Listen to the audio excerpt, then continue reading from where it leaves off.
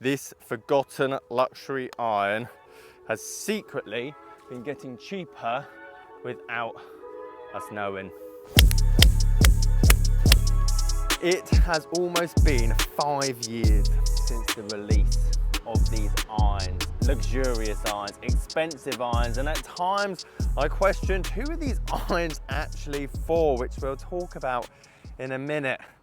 But even though they've been out for almost 5 years, I can remember their release as if it was yesterday. But the reason I remember these irons so well isn't down to the fact of the iron itself, but just where I was in my life. I was in a relatively toxic environment when it comes to the golf industry, where £2,000 had to go through the till every day. Not tomorrow, not yesterday. Doesn't matter if you have 4 customers or 100, £2,000 has to go through the till. And when you combine that with a set of irons coming around about £1,600 to £1,800 for 4 to pitch and wedge, these irons were almost a surefire way of being able to get one person to get us over that turnover point. And to be perfectly honest, there's a reason why my career there was extremely short-lived. Which brings me on to the fact that these are really good irons. And even though they're 5 years old, I'd put them up there with some of the best. But there was a lot of good alternatives around that time period in 2018 as well, especially from the same brand. And those were significantly cheaper than what this was. i.e. you're getting good performance, good distance, good forgiveness, great custom fitting options. Yet these ones in particular were £60 to £70 more expensive per stick.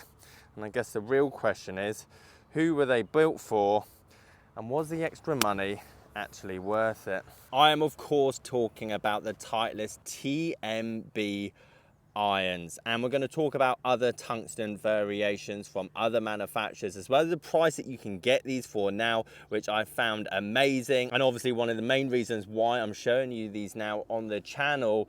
But the big thing I want to talk about is who are these actually for, because they're not blades. They are strong, they are powerful, they are long, yet 9 times out of 10, especially when I saw people getting custom fitted for these, they had X100, they had X stiff shafts. These are low handicap players, which made sense considering the price tag and the commitment that you probably needed to the game to fork out on these. But 5 years later, now the prices of these have dropped somewhat, has that demographic of who I would suggest these should be for actually changed? And the reason I say that is because the iron side of the bag is so versatile. You could play off scratch and decide to go down to your old faithful of Ping G10s or Callaway Big Berthas because it's winter and you just want ultimate forgiveness, and you still shoot your handicap around that area. On the flip side, you've just started the game, you play off about 18 to 20 and you hit your 7-iron in your cavity back set 190 yards when you pull it left. Therefore, you want to go down to something slimmer. You want something a bit more bladed so that when you do pull it or do hook it, you don't lose it into the trees or long left outside the green. And having that slight less forgiveness is actually somewhat helpful for you on the bad shots. One of my most favorite Titleist irons that's basically ever come out. Let's be honest, the real reason that these were bought, the real reason these went in the bag is because they were a fashion statement. The style, the look, the appeal. You got all the forgiveness and the power of potentially the chunkier models from Titleist, such as your AP3, but it looked sleek and it had a slim bit of tungsten in the bottom of the sole that basically gave you the ability to have all of the above. And let's be honest with ourselves, tungsten loves to be slapped about in the game of golf, and it makes sense. The metal is so useful for our game just because of how dense it is. You can pack a good amount of weight in a specific area without taking up that much space, which is a godsend for the majority of golf club manufacturers. However, there is one slight downside with tungsten, is that it's an expensive metal and it's becoming more and more rare, especially the fact that the components of tungsten is needed more and more for the electronical components of our world.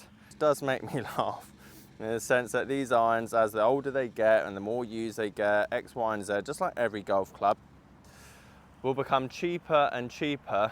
And ironically, the metals that are made out of them are going to be worth more than the actual golf club themselves. And to further add on to that irony, even though the driver market, I would say, had plateaued over the last 5-6 years, something like that, in terms of launch, spin, distance, ball speed, shafts, you name it, I think the iron market had plateaued for an incredibly long time. Don't get me wrong, I think the iron's aesthetics look better, but if you just look at raw performance, you want a cavity back. There's been some good cavity back irons over the last 10 to 15 years. You want a decent blade.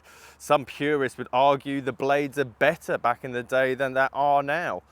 And the big component with irons is that there's no right answer. Some don't want forgiveness, some want power, some want height, some want low. And if you go through the last 15 years of golf clubs, manufacturers, brands, there's basically a model, a shaft and a grip that will give you all of those components for that desired player. So Simon, how does it feel? How does it sound? Because it was £200 plus per iron when it first came out, does it feel better, sound better, give you more than every other Titleist iron you've ever had in your hands? And the simple answer is no. It feels as extremely soft and is extremely good. Sounds just as nice as all the other Titleist AP2s and AP3s, X, Y, and Z. The special thing about these irons is that it tucks everything under the hood. It looks like I'm looking at a CB iron or an MB, as the TMB actually stands for, but you've got all that forgiveness and power tucked under the hood. And sometimes when you hit the iron, it somewhat takes you back by a bit of surprise, the fact that it can do all of that whilst looking the way it does. So before we talk about price and what you can get a full set of these irons for, who are they for? Who should have these in the bag? Because when they first came out, I would say for the elites. People that got the money, people that want to show off a tiny bit, and let's be honest, need a decent game to get the investment. Because unless you're playing 3 times, 4 times a week at the range constantly, why would you bother spending just under £2,000 for one set of irons? But with the price of these dropping to the point that they're more around the £60 mark per club, definitely half the price of what a brand new full set of Titleist irons would cost you from any model, not just the expensive ones. Well, now, dare I say, these irons are virtually for, well, everyone. And what I mean by that is what I stated at the start of this video. Some guys are going to be absolutely thrashing it, playing off 1, 2, 3, 4, 5, but want a tiny bit more forgiveness, but don't want to look down at a blade. These tick all the boxes and you don't need to get custom fitted for them, because just find a set that's stiff or X-stiff and off you go. And then on the flip side, some of you guys that are coming into the game or mid-handicap range, you want to look down at a slimmer club. You don't want your big chunky cavity back irons anymore that give you ultra forgiveness. And don't get me wrong, these are definitely going to give you a bit more of an element of control, but you're not quite ready to take that leap. You don't want to go to the blade. You don't want to go to those slim forged irons. You want something in between. And not only that, you want something that looks timeless and elegant. And that is exactly what I have in the bag here. So let's talk price, because they're not cheap, but just like any club that I show you guys or tell you guys to invest in being the big word here, they're not going to drop any more money if you get them at a decent price. We're talking around about £500 for the full set, 4 to pitching wedge, some cheaper depending on eBay sales. They are somewhat rare, hence why the price is the way they are. But when they do go up on auction, as I'll show you with a few prices here, not too many people are looking out for them, meaning that you could get a great set of irons that are almost a quarter of the price they were 5 years ago.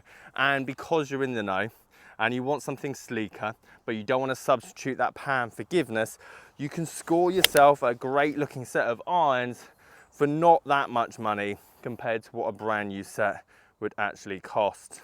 Not to mention, if you just want a longer iron in the bag for ultimate forgiveness and give yourself that kind of control into longer par 3s, the 4, the 3 and the 5 are great options for some of you guys that don't need a full set but just want that long iron in the bag.